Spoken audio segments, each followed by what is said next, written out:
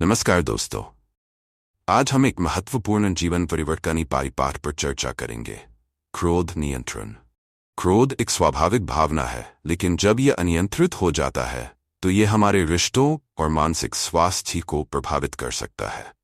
इस वीडियो में हम जानेंगे कि कैसे अपने गुस्से को पहचानें और उसे सकारात्मक तरीके से प्रबंधित करें। आइए साथ में इस सफर की शुरुआत करते हैं और सीखते हैं कि गुस्से को नियंत्रित करके हम अपने जीवन को कैसे बेहतर बना सकते हैं। बुद्ध के पास उनका एक शिष्य आया और बौखलाए स्वर में बोला, जमींदार राम सिंह ने मेरा अपमान किया है, आप सभी चलें, उसे सबक सिखाना होगा।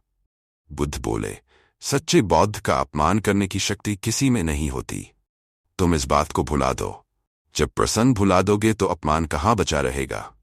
शिष्य ने कहा, उसने आपके प्रति भी अपशब्दों का प्रयोग किया था। आप चलिए तो सही। आपको देखते ही वह शर्मिंदा हो जाएगा और क्षमा मांग लेगा। इससे मैं संतुष्ट हो जाऊंगा। बुद्ध कुछ विचार कर बोले, अच्छा, यदि ऐसी बात है तो मैं अवश्य ही राम जी के पास चलकर उसे समझाने का प्रयास करूंगा। शिष्य ने आतुर होकर कहा, चलिए, नहीं तो रात हो जाएगी। बुद्ध ने कहा, रात आएगी तो क्या, रात के पश्चात दिन भी तो आएगा। यदि तुम वहां चलना आवश्यक ही समझते हो तो मुझे कल याद दिलाना, कल चलेंगे। दूसरे दिन बात आई गई हो गई। शिष्य अपने काम में लग गया और बुद्ध अपनी साधना में लीन हो गए।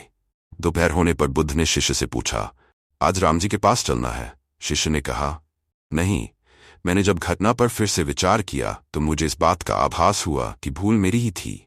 अब राम जी के पास चलने की कोई जरूरत नहीं है। बुद्ध ने मुस्कुराकर कहा, अगर हम तुरंत प्रतिक्रिया देने से बचें तो हमारे भीतर की कटुता समाप्त हो जाती है। शिष्य बुद्ध का आशय समझ उनके प्रति नतमस्तक हो गया।